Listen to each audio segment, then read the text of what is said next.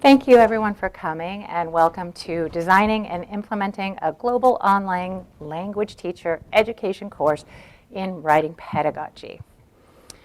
Our talk today will explain the background content or context for our GOC, Global Online course, and we'll define the core concepts of academic writing that informed our design rationale. We'll briefly mention some of the pedagogical strategies that we applied to our course architecture. And Amy will demonstrate how our course and module design manifests these theoretical principles. And she'll do this by sharing some examples from the course and interactions with students and discussing aspects of our instructional delivery as she goes. Finally, we'll share a few of the GOC development challenges we encountered. First, the context. In the spring of 2021, our team answered a request for applications for a GOC development project issued by the U.S. Department of State Open Program, who, as we heard from our plenary speakers, they provide English language teaching programs and resources to EFL teachers worldwide. And they partner with FHI360 to process the proposal and manage the development and the delivery of the GOC and give support along the way with a team of experts that help you. More course specifics, we had design guidelines given by FHI360, and these included several resources for content developers, starting with the TSLL content standards and the IDOL, instructional design and online learning guidelines that were very important, and many of these resources and others help define expectations for accessibility, and they address tech limitations of low bandwidth and offline modalities. And the materials need to be open educational resources, OER, and they need to carry a Creative Commons by 4.0 license as well. Our particular topic is developing and teaching academic writing courses, which I'd like to note at this point is a topic that's keenly aligned with the professional and scholarly experience of our team, and I think is part of why this was successfully accepted. Our main course parameters included that it be delivered in a Canvas LMS, that it be asynchronous delivery, and that it's an 8-week course, that there's be a culminating project along with an action plan for cascading the knowledge or sharing the knowledge outward, and that each section has 24 participants. They're made up with CEFR learning levels of B1 all the way up. And they're very, very diverse contexts. We have PhD, master teachers. We have people who are tutors in writing centers. They're in all sorts of levels and institutions. So a little bit more context is the specific learning objectives we were given for designing this course.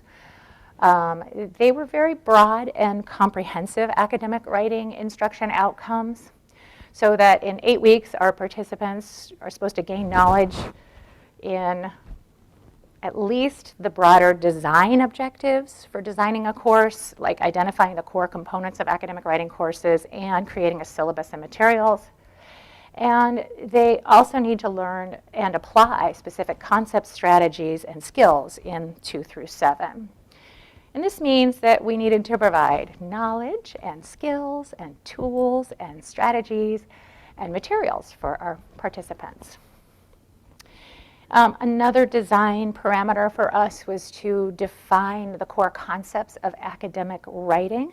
And at this point, I want to point out that we chose to capture very authentic images directly from our course site that we do not expect you to be able to read the fine print of.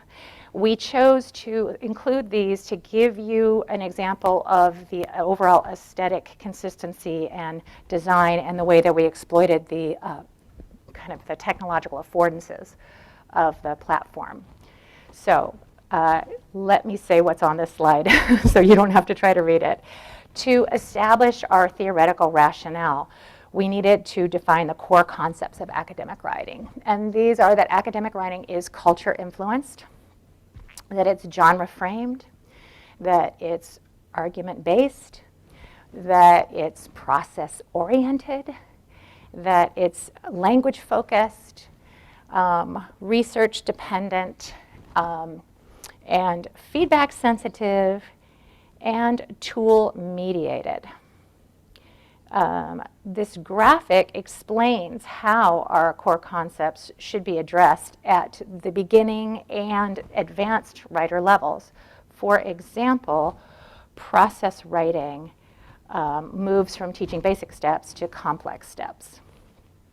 So this is just another example of the elements that we had to combine for our course.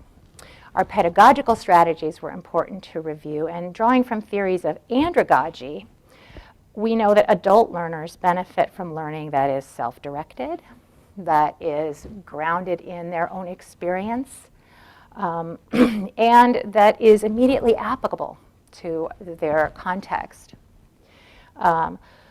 Participants in our course, project-based learning is also a complementary theoretical framework that allows us to enact similar learner-centered strategies like authenticity, voice and choice, real-world application. And the participants in our course will end up showcasing their module content learning by creating components of a culminating project that they can apply to their academic writing courses. And now Amy's going to demonstrate how these core concepts and strategies are incorporated into our course design. Thanks.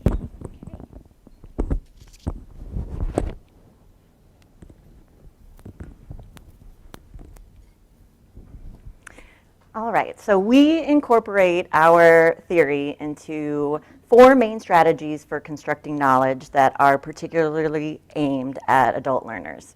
The first is explicit teaching of core academic writing concepts with scaffolding to promote student success, modeling of the pedagogical strategies that the participants can employ in their own teaching practice, application of participants' knowledge and experience to their own teaching context and students, and experiential learning through academic writing tasks targeting the participants' own interests and needs.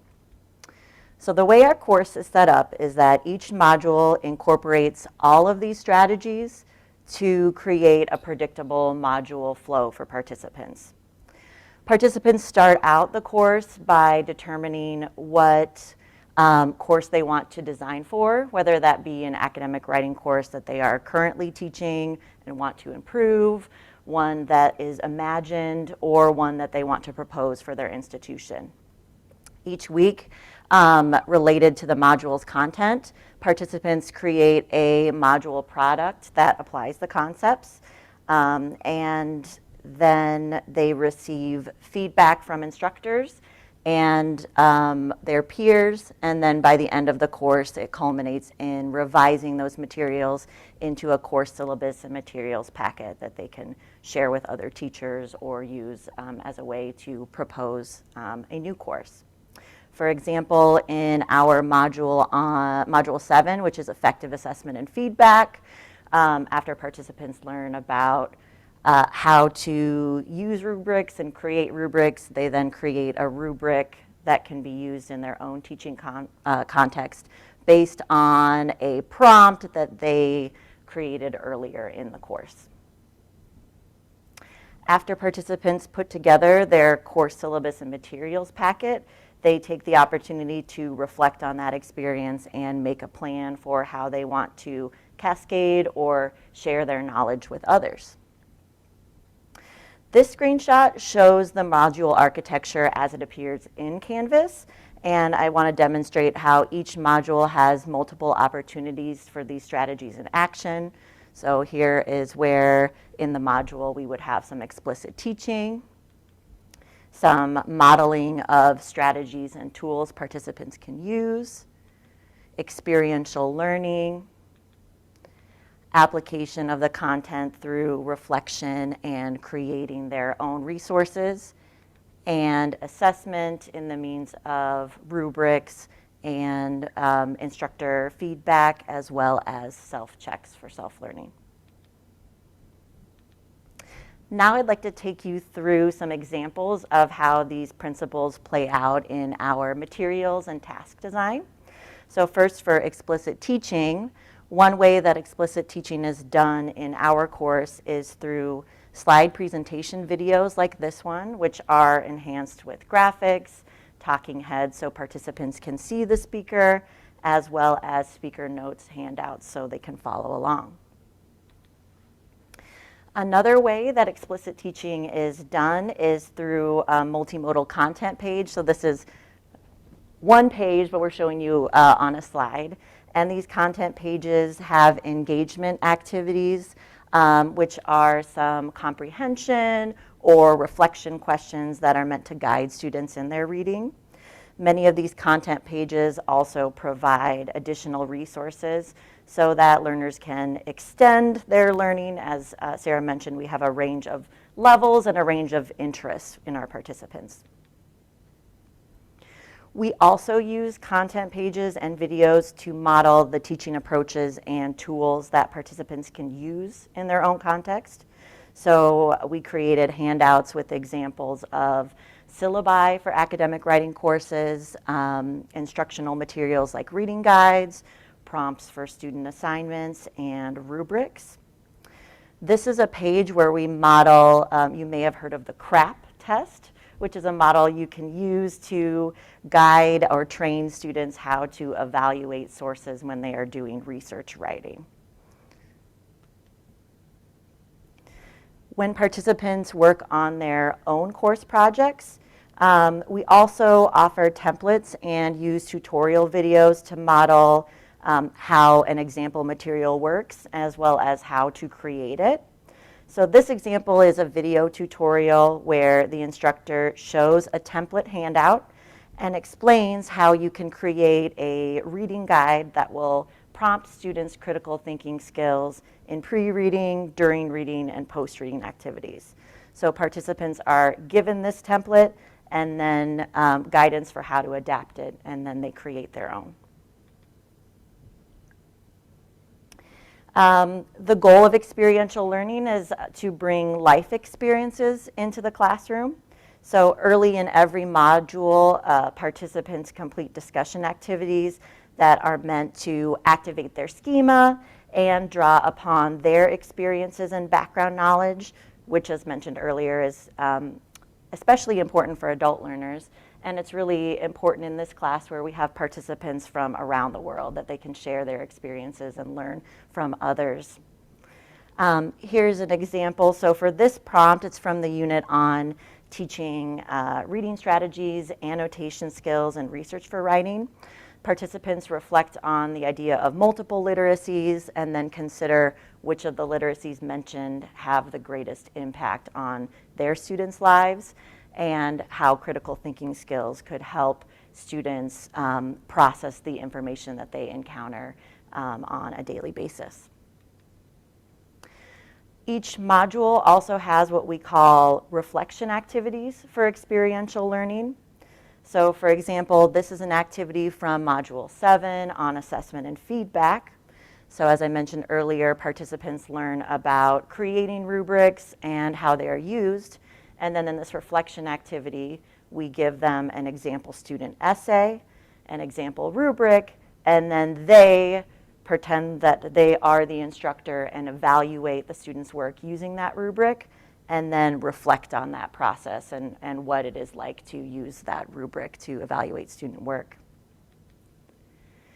Many of our tasks also prompt learners to apply their learned strategies.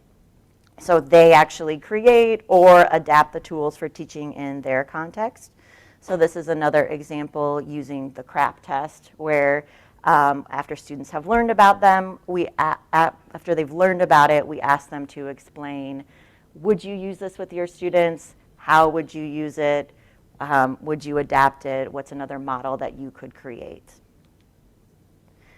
Learners also apply knowledge by synthesizing content, such as by reflecting on guest speaker videos that include expert perspectives.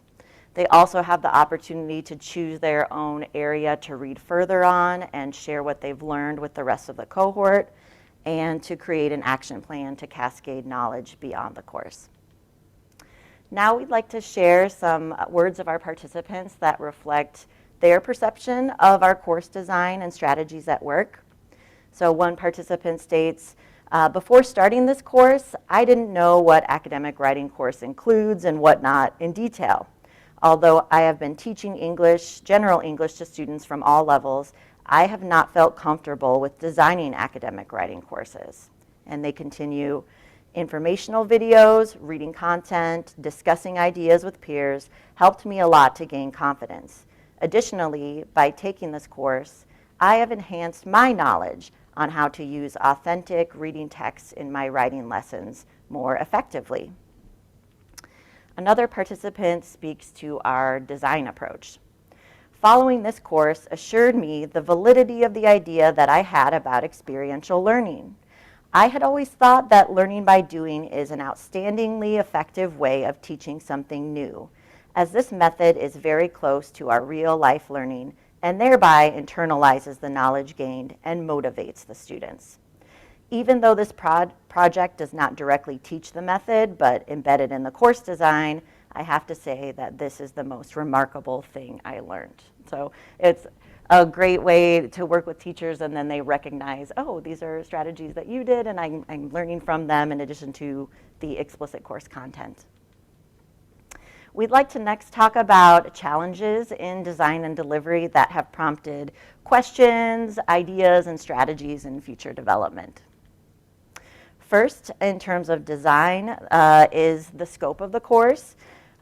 We needed to go from introducing basic concepts of what academic writing is, to how to teach it, to how to design a course focusing on that, all in 8 weeks.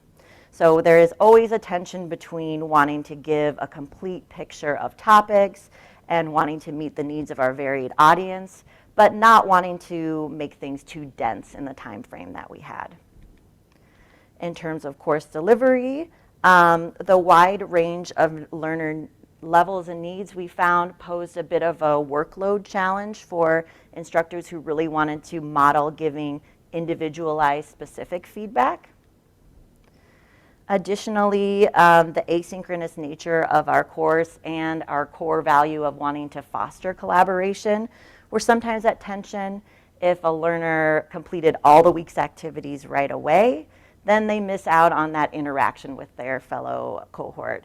If they wait until after the module is complete, then they don't really get the benefit of feedback from other participants who have moved on to future activities. Finally, this instance of Canvas does not allow for instructors to annotate student work. So that made it difficult to model giving text-specific feedback, which is a core component of our unit on feedback and evaluation of academic writing. So in response to these challenges, we have developed strategies for delivery as well as are working on revising elements of our design. So for example, to help our participants tailor learning to their levels and needs, we have incorporated optional resources and readings for opportunities to expand beyond or extend our course content. We've also modified some task options by condensing or simplifying some of the prompts, aiming to accommodate a wider range of participant time investment in this professional development course. From the delivery perspective, as instructors, we have curated example biweekly announcements, and these are ways that we can provide reminders for active participation, gives instructors opportunities to provide global feedback to the cohort, as well as guide learners through the material with tips and strategies for success. Additionally, we have compiled a feedback repository And that gives descriptive and specific comments that we as instructors can build upon. So this is an example of a comment in Canvas where we would have a template comment for what a successful project would look like, and then instructors can build upon the specifics that the learner needs more follow-up on in terms of feedback. We are continuing to revise the course, and we are now in our third term of delivery. We've learned a lot through this process, and we're happy to report that the course has been effective and well received by participants. Our team will continue to expand the reach of the course as the demand has led to an invitation to develop a MOOC based on the course content. In the future for our team, we'd like to use the skills that we have cultivated to develop more OER focused on academic writing. And through working with participants, we've gotten potential new course ideas of interest, like a research writing course or a writing assessment course. We'd like to thank the Department of State for sponsoring this project and FHI 360 for implementing it. We'd also like to thank Volker and Sandra Norvell with Lasers for supporting the proposal and budgeting for the grant. And then we would like to thank April Tan for her incredible design work and seamless collaboration with our development team. We'd be happy to take questions and comments. Thank you.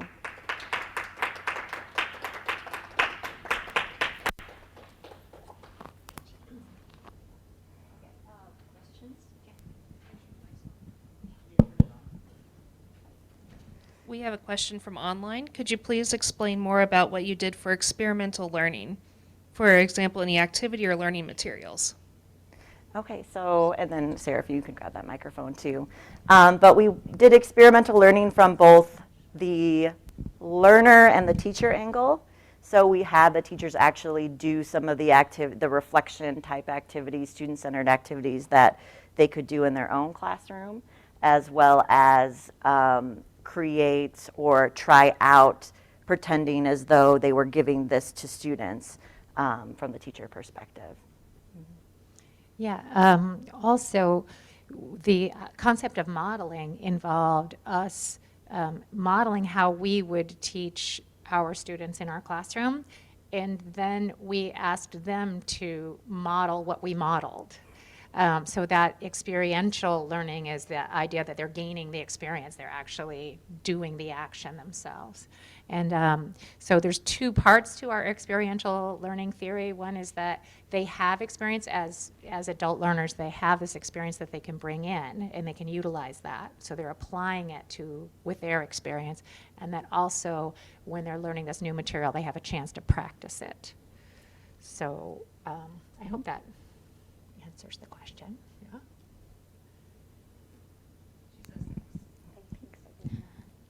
Are there any questions from the audience?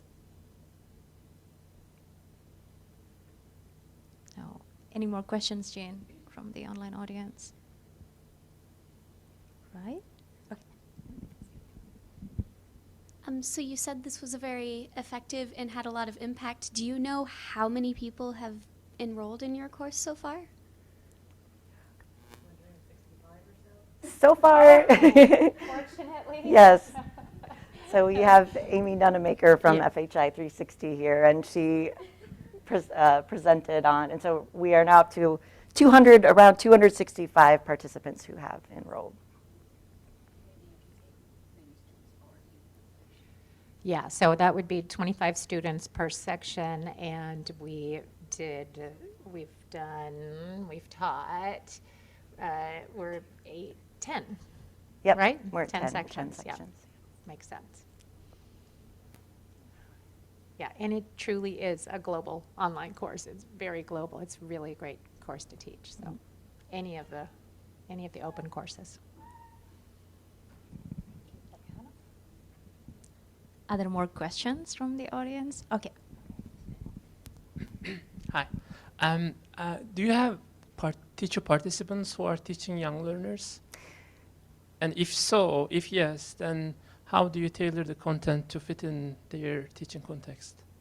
Yes, that's a great question. We do have participants that teach a range of learners. So, for example, I had a kindergarten teacher in the course. So we try to keep the material open enough that participants can find a way in to say always, how does this apply to my context? One thing we're working on for future development is gathering more of those examples, because I think having a wider variety of examples would better help those participants see the range of ways that academic writing is implemented. Yeah, and Yassine, as you know from teaching the technology GOC, the participants themselves will provide information about what their context is, and then in our academic writing course project, the compilation project, we always remind them to tailor it to their context and to their students, and then we ask them to kind of remind us what that is so that we have the context. So then we're able to give feedback about whether it's appropriate, whether we think it's appropriate for their students too. So that's that point she makes about tailoring everything to individuals. It's a little intensive, but then it's more impactful. Mm-hmm. Yeah, here's another question. Okay. We have 3 minutes left, so we can take one more questions, I guess. Thank you for your presentation. If we would like to implement or develop a similar course or follow your model in another institution to reproduce and reach even more teachers, how would one get started? What would you recommend? Well, I think it always starts where we started, which was, what are the core values? And let that guide you, and who is your audience? And then that led us to develop our pedagogical strategies. And then we were able to see, okay, where are we hitting on these aspects in the course design? Are we really enacting these things? So we could always kind of use those to go back to as a place, if you've got that solid place. Mm-hmm.